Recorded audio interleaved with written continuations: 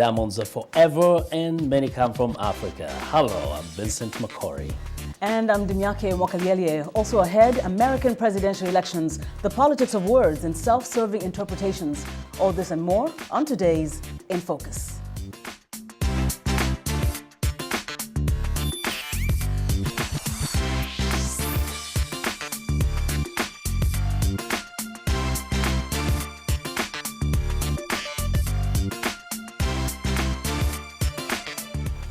And we have a lot to tell our viewers today, Vincent. Yeah, certainly. How was your weekend, Demi? My weekend was great. How about yours? Oh, it was wonderful. And we're going to have a great week. Definitely. Aren't we? Great show.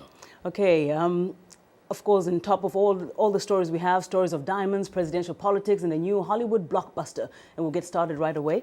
Most of the world's most coveted stones come from Africa. These precious gems go through a long process before they reach their final destination. VOA's Sonia Pace reports.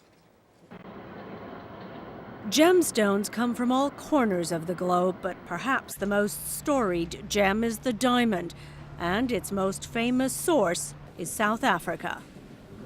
For generations, men in southern Africa have gone deep into the earth to bring the rough stones out.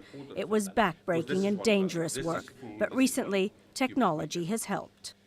George Olofse worked in the mines for nearly half a century.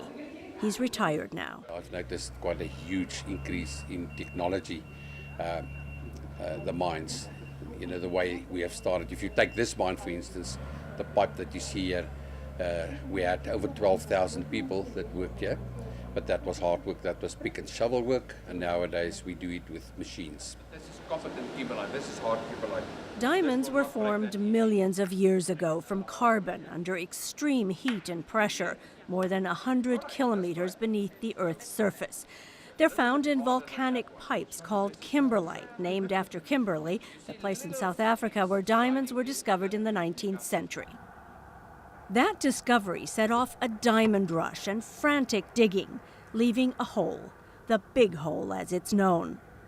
The De Beers Company bought the Kimberley mine and soon became the biggest mining company in South Africa, employing thousands of workers there. In the late 20th century, it improved working conditions and even offered profit sharing to miners. At De Beers Cullinan mine near Johannesburg, men like George Olofse and Peter Sedibane have brought the rough stones up from deep inside the earth. Olofse said he wanted his children to follow in his footsteps. Yes, I'm married. I've got 2 sons, but unfortunately they're not interested in mining. They've decided no, that was enough. I had 5 brothers. All 5 of them worked in the mines as well because my dad worked in the mine. Sedibane has worked at the mine for 32 years. Speaking in his native Setswana, he says life as a miner is not bad.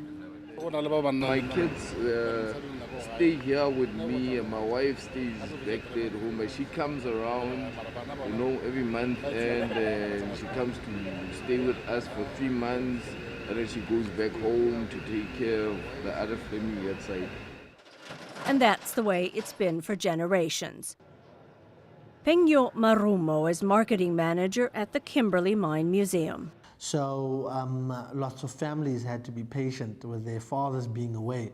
And so if anybody's out there to look and find out where their great-grandfathers and great-grandparents were in the diamond era time, they can come here and remember what their parents and their great-grandparents did for their future. And not just in South Africa. Gems are mined all over the world, either from deep in the ground, from riverbeds offshore, and in open gravel pits. South Africa has been surpassed by Botswana as Africa's largest diamond producer. But the stones are also mined in Namibia, Angola, the Democratic Republic of Congo, Sierra Leone, and Ivory Coast. Sonia Pace, VOA News.